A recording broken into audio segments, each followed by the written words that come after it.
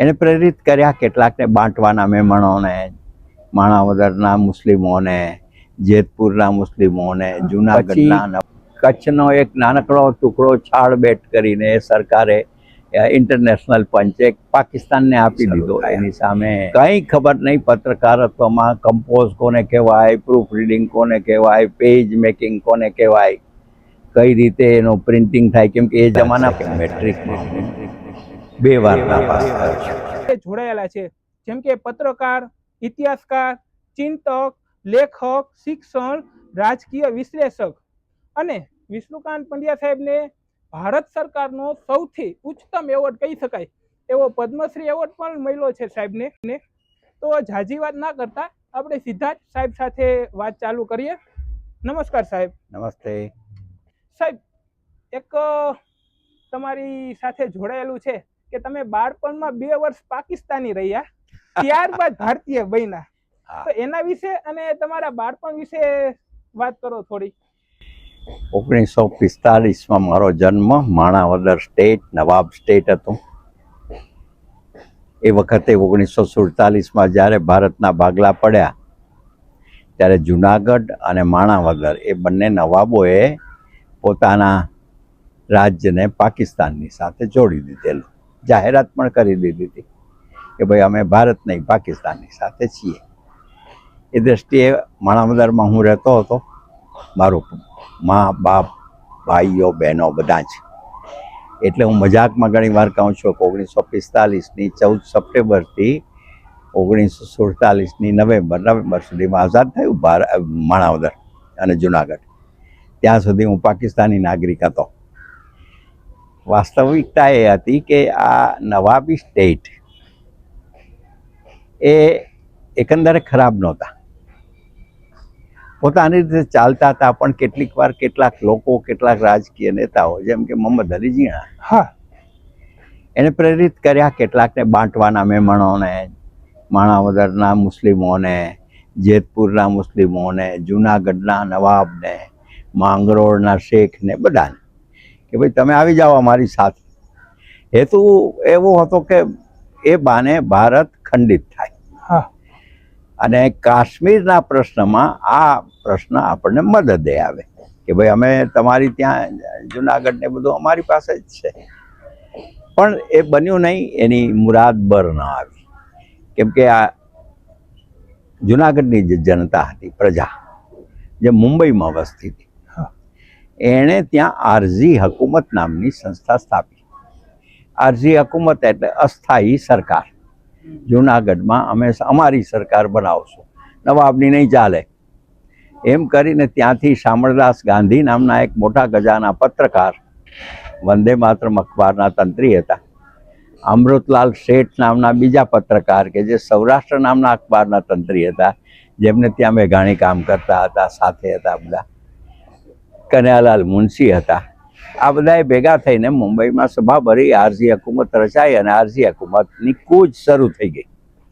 બીજી બાજુ નાના નાના રાજ્યો હતા માણાવદરની આસપાસ સૌરાષ્ટ્રમાં. બાળવા હતું, જામનગર હતું, બડુલા હતું, બાકી બધા હતા. એ બધાએ પણ જે નાના નાના ભાયાતો અને રાજાઓ હતા એમણે કહ્યું કે જુનાગઢ તો હિન્દુસ્તાનમાં જ રહેવું જોઈએ. એટલે એમણે પણ મદદ કરી. અને એ રીતે આરઝી હકુમતે ધીરે ધીરે લગભગ 60 થી 62 ગામડા સર કર્યા અને દરેક જગ્યાએ ભારતનો રાષ્ટ્રધ્વજ ફરકાયો. છેવટે નવાબને એમ લાગ્યું કે ભાઈ હવે આપણાથી શક્ય નથી. એટલે કેશોદમાં એ બીબી બચ્ચા અને બાકી બધાને લઈને નીકળી ગયો અને પાકિસ્તાન પહોંચી ગયા. એના પછી એનો જે દિવાન હતા શાહનવાઝ ખાન ભુટ્ટો, જે ઝુલ્ફિકાર ભુટ્ટોના પિતા થાય, એણે પણ અહીંથી ચાલતી પકડી.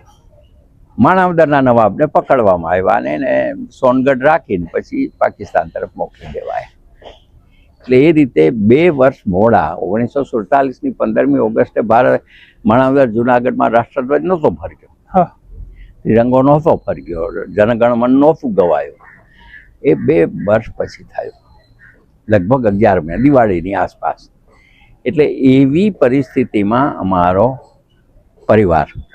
પરિવારમાં પિતાજી સાહસિક હતા, પણ એજેડ હતા. ખાસું આ ઉંમર થઈ હતી એની. શરૂઆતમાં એ દક્ષિણ આફ્રિકામાં હતા. માણાવદરમાં અભ્યાસ કર્યો. બરોબર છે. તમને નવાઈ લાગશે કે મેટ્રિકમાં હું 2 વાર નાપાસ થયો છું. 2 વાર મેટ્રિક ફેલ થયો છું એક વિષયમાં. એને પછી એક વિષય આપ્યો, એક વિષય એકાદ વર્ષ મારું મોડું થયું. પછી હું કોલેજમાં ગયો. કોલેજમાં પણ ત્યારે સૌરાષ્ટ્રમાં 3 કે 4 કોલેજ. હા. મારે વિષયોનો પસંદગી કરવાની હતી, એટલે ગુજરાતી અને બીજા. તો જુનાગઢ કર્યું, તો જુનાગઢમાં હોસ્ટેલમાં સગવડ ના મળી અને કોલેજમાં મળી. રાજકોટમાં કર્યું, તો રાજકોટમાં કોલેજમાં મળી ને હોસ્ટેલમાં ના મળ્યું. એટલે આપણે નાસીપાસ થયા. પછી એ વખતે સાંભળ્યું કે દ્વારકામાં એક નવી કોલેજ સ્થપાણી છે, હા, શંકરાચાર્યની સંસ્કૃત કોલેજ. એટલે સંસ્કૃતની સ્કોલરશીપ અને બાકી કોલેજ આપણા જેવી. એટલે આપણે ચાલો ત્યાં જઈએ. એટલે આપણે દ્વારકા પહોંચ્યા. વાહ. અને દ્વારકામાં મેં 2 વર્ષ પહેલું અને બીજું વર્ષ ત્યાં કર્યું. અને એ પછી એટલે ત્યાં સંસ્કૃતના વર્ગો ચાલતા, એટલે એની સ્કોલરશીપ મળે. બરોબર છે. એટલે સ્કોલરશીપના આધારે ત્યાં રહી શકાય. હા, બરોબર છે.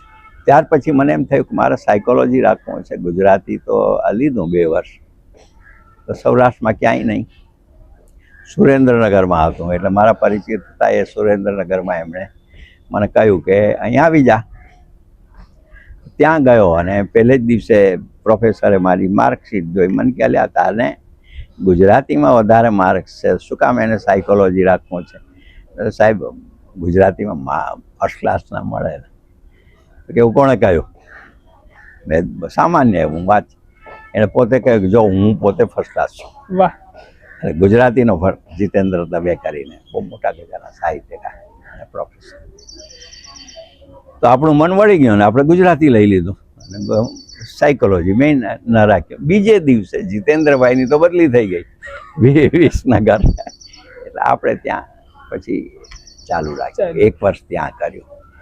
એ દરમિયાન જુનાગઢમાં મોટા ગજાના આપણા સાહિત્યકાર, શિક્ષણકાર તખ્તસિંહ પરમાર હતા. હા, હા. ગુજરાતીના અધ્યક્ષ, ગુજરાતી વિભાગના.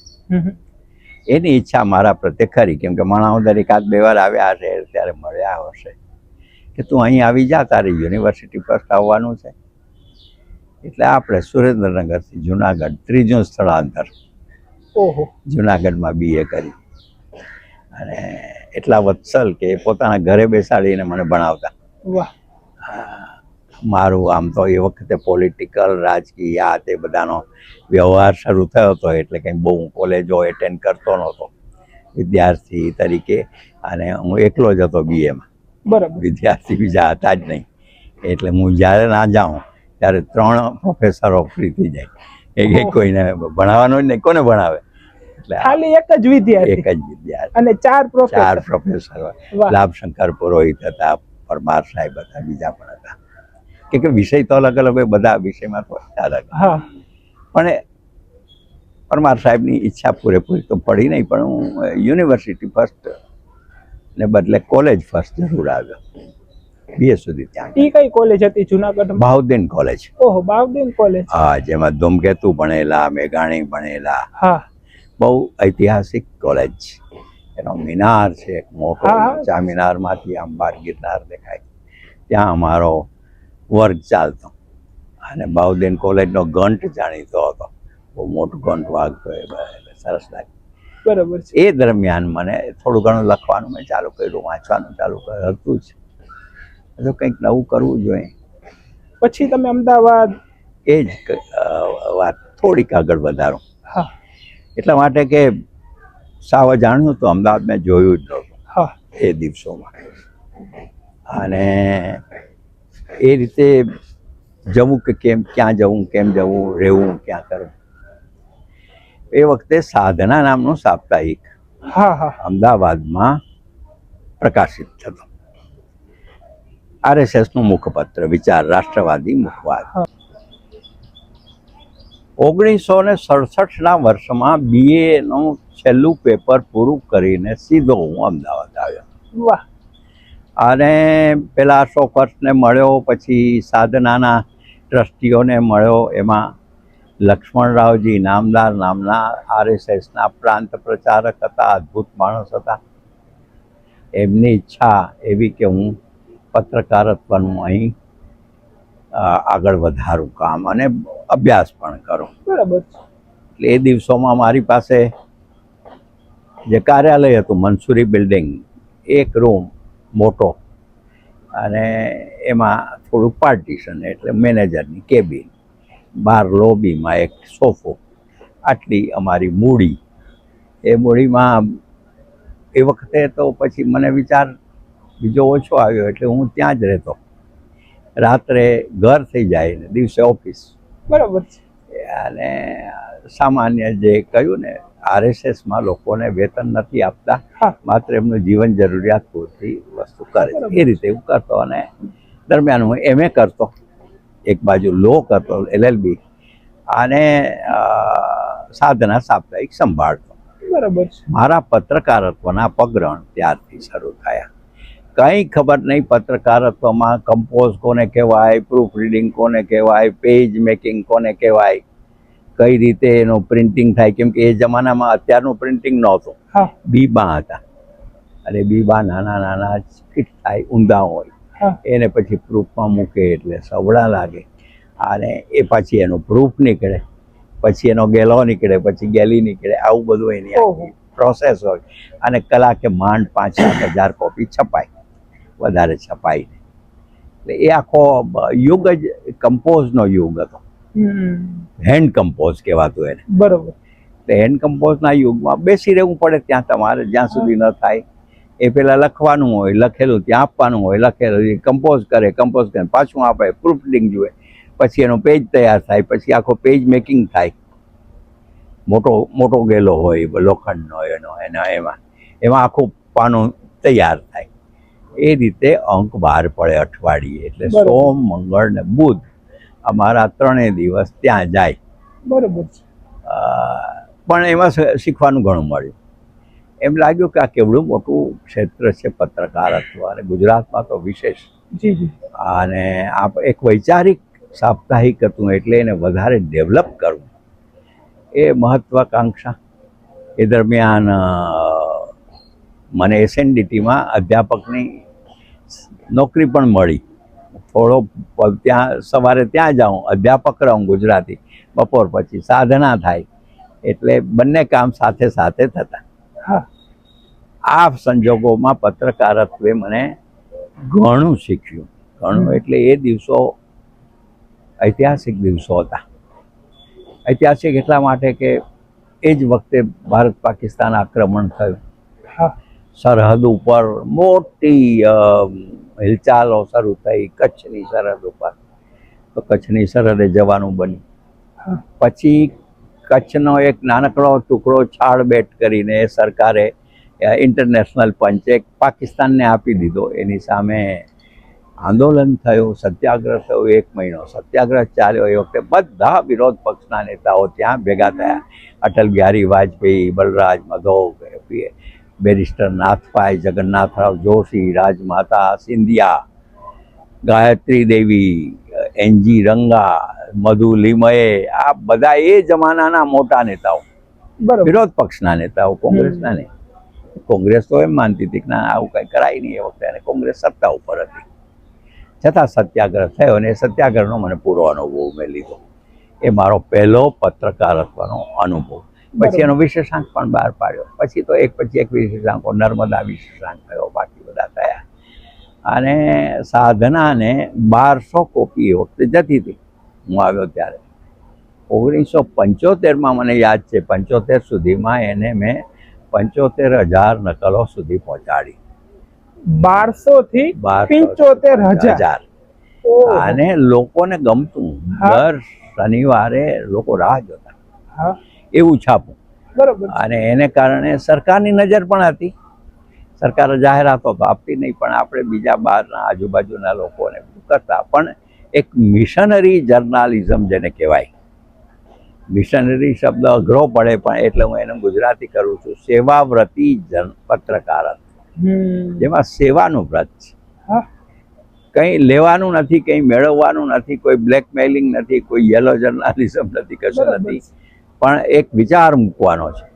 અને વિચાર ગુજરાતમાં સાધના દ્વારા મૂકવાનો સૌથી મોટો પ્રસંગ 1975માં થયો.